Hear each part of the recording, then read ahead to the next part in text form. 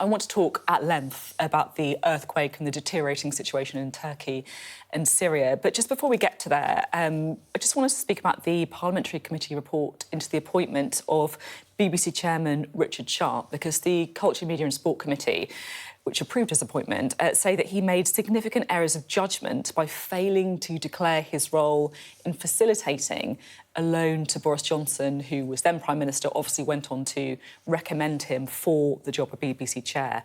Do you accept the committee's findings? Well, we should be grateful to the committee. This is a senior committee of the House of Commons. And although I haven't yet read the report, the headlines are in the public domain. I think this is really now a matter for the BBC. And also, of course, the Commissioner for Public Appointments has made clear that they are going to have a look at it. He has recused himself from the process because I think he knows Richard Sharp. But someone appropriate will have a look at that, and then we will see whether there are other lessons to be learned. As you say, the headlines in the public domain, Damien Green, the acting chair, he said the fact that Richard Sharp didn't declare his involvement means there are question marks about the process. He says such a significant error of judgment meant we were not in full possession of the facts when we were required to rule on his suitability for the role of BBC Chair. I mean, how can people have faith in the process if that's what he's saying? Well, I think Damien Green is a very senior member of the House of Commons, and what he and his committee says matters. But I think, as I say, this is really something which the Public Appointments Commissioner must look at, and we must wait for his judgment. And above all, of course, it's a matter for the judgment of the BBC. I mean, some other politicians, Lucy Powell of the Labour Party, John Nicholson of the SNP, they're saying that Mr Sharp's position is untenable. Well, I think, as I say, we shouldn't rush to judgment on that. We should allow this process to conclude, and then, in the end, it will be a matter for the BBC, of which he's the chairman, to make a final decision. I mean, I guess it matters, doesn't it, because of people's trust in the appointments process for these big jobs. Is there wider lessons to be learnt here about people who've made large political donations, not just to the Conservative Party, but, you know, it's obviously happened with Labour in the past as well, about whether they should be put forward for these big public appointments? Well, I don't think donations of themselves are a feature which should ban someone from having such an appointment. But the most important issue is that there should be full and open transparency, and I think that is at the heart of the questions that Damien and his committee have raised. So the issue is the transparency rather than the donations? Yes, I think that's right. And just finally, you know, I remember, you know, this time last year, you made very clear that you'd lost faith in Boris Johnson as Prime Minister. Do you think that this is partly an example of, you know, Rishi Sunak and the current cabinet having to clear up the mess that was left by the previous man in the job? Well, I think that's something which people will have different views on. What's your view? Well, I think the key thing is that what Rishi is doing, Rishi and Jeremy Hunt are doing, is they are restoring confidence in the handling by the government of the British economy. And you can see from the markets and from the recent economic news that they are doing a very good job. I mean, Rishi Sunak also said it was about integrity as well, didn't he? Restoring faith in the integrity of the government. Yes, and I think the process which we've been discussing does just that. OK. Now, let's talk about the earthquake, shall we? Everyone will have seen the absolute devastation. I mean, it's one of those stories. For me, it's very difficult to, and I'm sure many of our viewers, it's very difficult just to witness some of the destruction, the loss of life that's been happening there.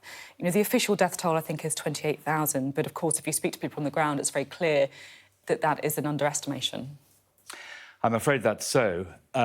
It is bleak beyond belief. It is the worst crisis, the worst earthquake that we've faced, certainly since Nepal, probably since Haiti.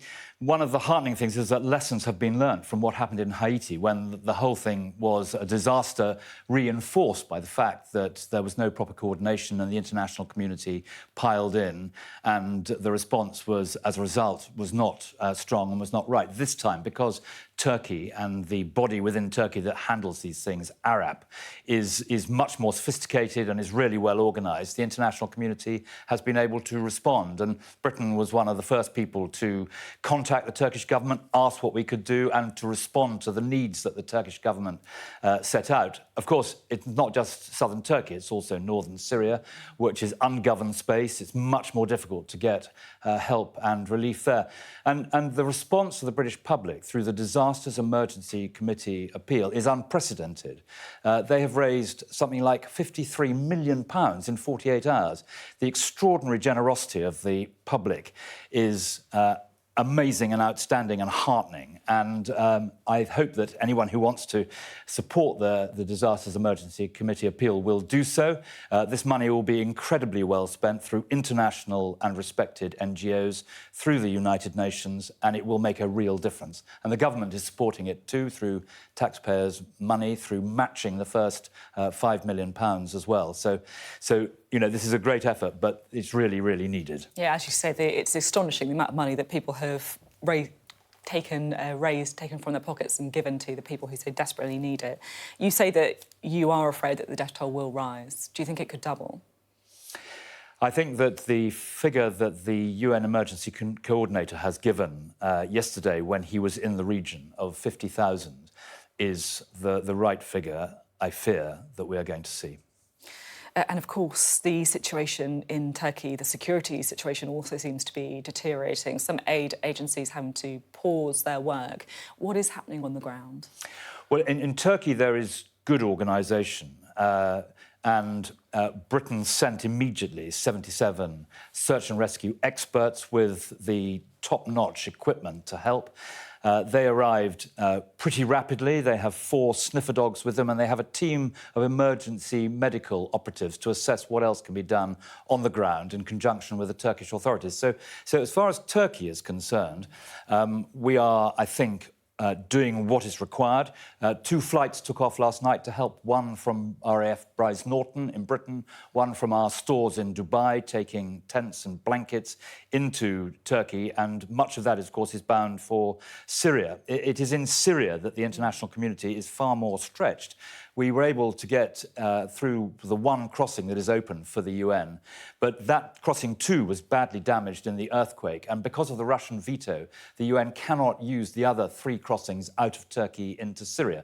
So it is in Syria that the real problems lie. We were able to react fast there because the White Helmets, which were the civil defence group during the war, they are the responders, the first responders in Syria, and they were able to get in there and try and help people out from under the rubble, rescue people, and we supported them immediately with some money, some more money 24 hours later, and that will help them put fuel in their cars, rent and hire equipment, provide for blankets and local stores and help the people there who, as I say, because there's no infrastructure and it's ungoverned space, are in very deep jeopardy.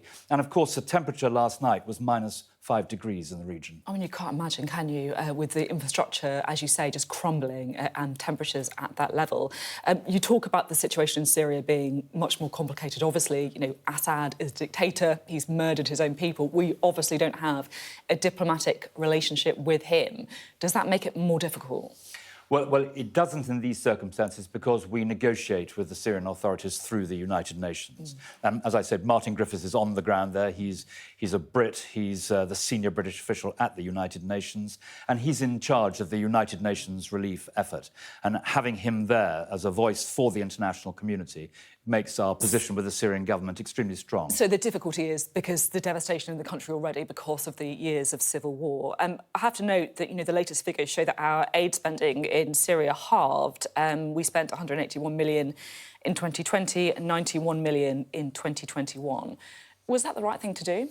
Well, you know, if you look at the amount of money that Britain has spent supporting the victims of the war, the Syrians who've had to move. And actually half of Syria was on the move, both to the 4 countries around Syria, but also internally displaced. And, of course, 1 million of them across into Europe. Now, throughout that time, Britain supported the Syrian displaced people, the Syrian refugees. But the money's halved, though, hasn't it? We were still supporting them, but the money's gone down significantly. We did more for those refugees than the whole of the rest of the European Union put together in terms of support and financial support for the rescue efforts. But as far as Syria is concerned, It's not really about money. We have provided the funds that were needed for the white helmets.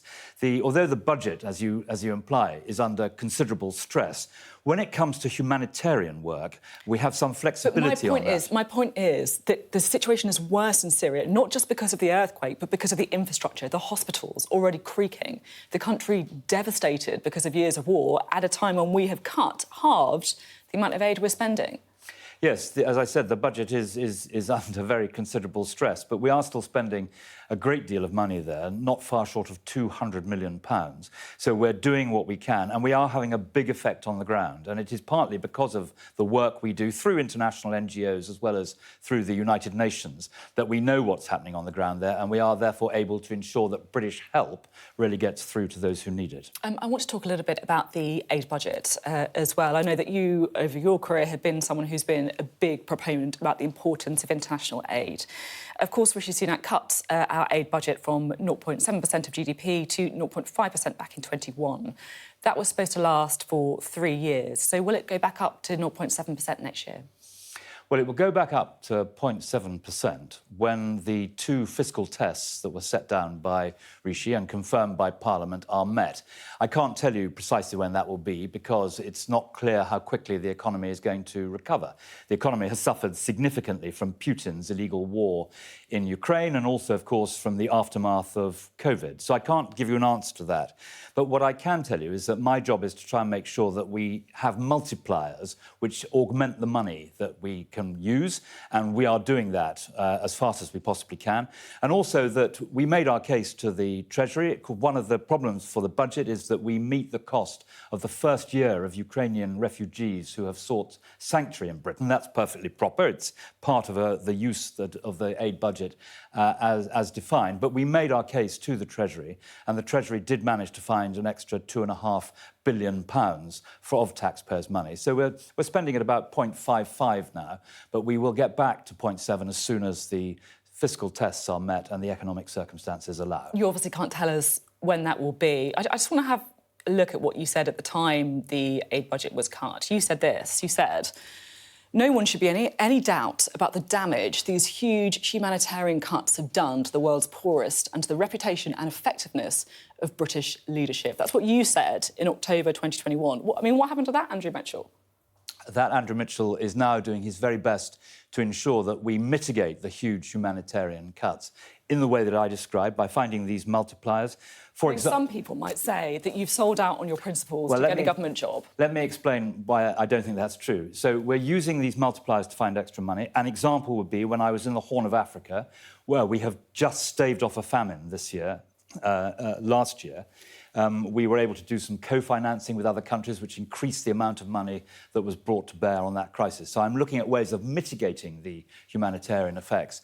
And in terms of the reputation and effectiveness of British leadership, we are on the case. I'm hoping to make sure that the merger with the Foreign Office of DFID works better, and the Foreign Secretary and I are agreed on a number of measures, which I hope will be announced in the integrated review, which will help address that very point. I can't help but think, whether it ever crosses your mind that they've given you this job in government because you'll be less trouble for them as a government minister than on the backbenchers. If you were on the backbenchers right now, I kind of think that you'd be on the airwaves saying, look, this is just why we need to restore the aid budget. This is why we need to help the poorest countries in the world. And yes, the economic situation is difficult, but that is exactly why we should be spending more in aid, because, of course, the people who suffer when global inflation is the highest are the very poorest. Well, in terms of what I would be saying, I am obviously governed by collective responsibility, but collective responsibility is not retrospective.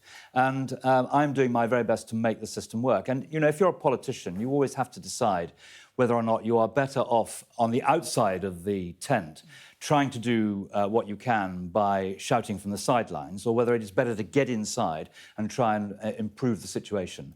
And I'm doing the latter. There's a lot of focus right now on whether the Ministry of Defence budget should increase, partly, of course, because of the war in Ukraine. In the Sunday Times today, they say the Defence Secretary is demanding an extra £10 billion over the next 2 years. Are you lobbying in a similar way for the aid budget? Well, as I say, the fiscal tests will need to be met for us to go back to 0.7. But by finding other ways of increasing the funding, we are doing everything we can to compensate for that diminution. And you may rest assured I make the case for the development budget on every occasion. As far as the defence budget is concerned, Jeremy Hunt made significant announcements during the autumn statement. We are, I think, one of the only NATO countries spending 2% of our GNI on defence. That is absolutely necessary. The war in Ukraine has shown what a dangerous world we live in. And I think the government has stepped up by producing this extra money. And we are the leading NATO country in Europe. And I think we will see in the integrated review refresh, which is likely to be announced in March, that Britain is absolutely focused both on stopping the Russian aggression and supporting the Ukrainians and making sure that our defence is fit for purpose. Now, in other news today, the US has shot down an unidentified cylindrical object over Canada. Now, we don't have more details about what that is, but of course it comes off the back of the so-called Chinese spy balloon that was shot down over the US. How concerned should we be about the role of China? Well, I think we need to get to the bottom of this.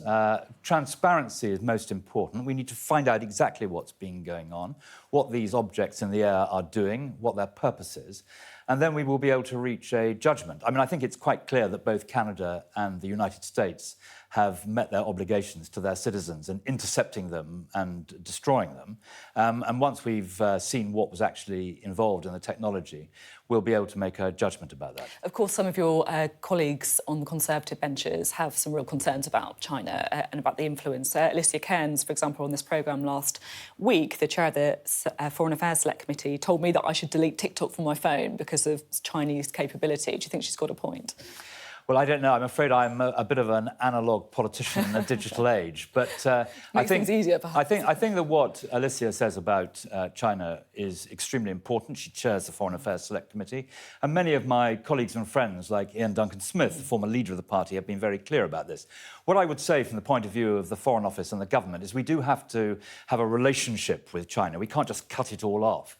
Because otherwise, if we don't talk to them, we won't make any progress at all. And we want to try and make the Chinese government more receptive to and involved in the international system and bring them in. It's a very long-term project, but we can't just cut off all relations with China. But we have to stand up for our values, both here and abroad, against many of the things that China does, of which we do not approve. We have been sending them aid as well, £50 million in 2021. Should we be doing that? Well, I was very surprised to see this because in 2010, the first thing I did when the coalition arrived in government was to stop all aid for China. There may be a case occasionally for some joint technical assistance to be deployed, but we shouldn't be giving aid to China, and we're looking to make sure that that aid is better spent. Oh, really? So you think that actually going forward, that £50 million is not going to happen again? Well, I think there will have to be a very strong case indeed, and it will have to be an open and public case if we're to spend aid money in China. Could be better spent in other countries. Well, that is my starting point, yes. And then just finally, we're going to be talking to your colleague John Redwood on the programme a little later on. Now, we know, of course, Liz Truss ally, he would like to see tax cuts in the budget next month. Do you think now's the right time to cut taxes? Well, we'd all like to see tax cuts. We're a tax-cutting party. And I've served with John in the House of Commons on and off since 1987, when we were both first elected. He makes a very strong point about the importance of tax cuts for the economy. But, in the end, if we make tax cuts which are not properly funded, it's borrowing and it's taxation deferred for the next generation. And, many of us are very concerned about intergenerational unfairness in Britain, the position of our children and, indeed, our grandchildren. So I think tax cuts are very important, but they've got to be done at the right time. And I think that the philosophy and argument that the Chancellor of the Exchequer has set out is absolutely right. We will get them when we can, but I think at the moment it's extremely difficult to justify them. I guess the argument for those on the John Redwood side is that actually tax cuts sort of pay for themselves because they boost growth, they boost investment in the UK. Do you think there's the point there? Well, there is a bit of that, but I think the much more important point is that the Chancellor of the Exchequer has to take a judgment about when is the right time to do it and when we can afford it. And he set out the arguments very clearly in the autumn statement that now is not the time to do that. OK, thank you very much indeed.